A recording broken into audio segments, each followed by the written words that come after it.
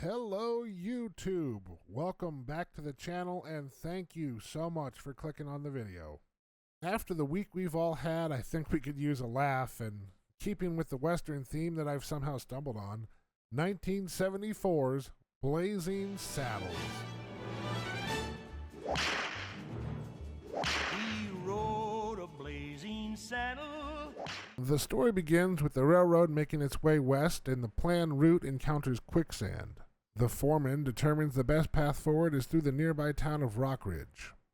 The greedy Attorney General Hedley Lamar, played by Harvey Korman, realizing that Rockridge would be worth millions, sends bandits to terrorize the people of Rockridge, and the bandits do end up killing the town sheriff in one of the attacks. The citizens of Rockridge beg the governor, William J. Lepetamin, Mel Brooks, for a new sheriff, and the Attorney General manipulates the governor into sending a black man named Bart, played by Cleavon Little, to become the new town sheriff as part of his plan to infuriate the townsfolk into abandoning Rockridge. Will the town accept this new sheriff?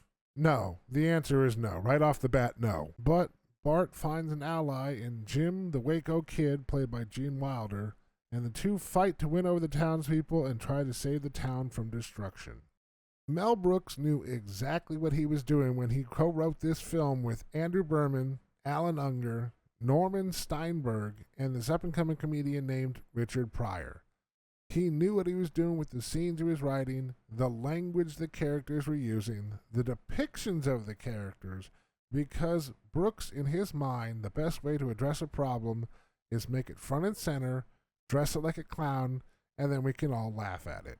We can see this philosophy when we're looking at the character of Hedley Lamar. The character wanted money and power so badly that it leads to these ridiculous, over-the-top plans to drive the people out of Rockridge, so much so that sanity wasn't even an option anymore, which plays well against the character of Sheriff Bart. Part of what makes Bart so endearing is that he is a cartoonish character. He uses over-the-top antics to get out of trouble, such as holding himself hostage to defuse the situation when he first arrives in town. Later, he uses these same cartoonish antics to defeat Mongo with a bomb in a candygram. Sheriff Bart is very Bugs Bunny in nature, and it works well for the tone of this movie, and it works especially well against the over-the-top plan to get rid of the people of Rockridge. Blazing Saddles was almost canned by studio executives if it wasn't for the studio president, John Calley, who sent the movie out to 3 markets for a test: New York, Los Angeles, and Chicago, and the audiences loved the movie. It also helped that Brooks and company were calling every friend they had in those markets to pack the theaters with as many people as possible. Blazing Saddles' world premiere took place in the Pickwood Drive-In Theater in Burbank, and Little and Wilder watched the movie on horseback. In 2006, Blazing Saddles was selected by the National Film Registry for its cultural and historical significance and added to the Library of Congress for preservation. I highly recommend grabbing some popcorn, getting comfy on the couch, and having a good laugh with 1974's Blazing Saddles.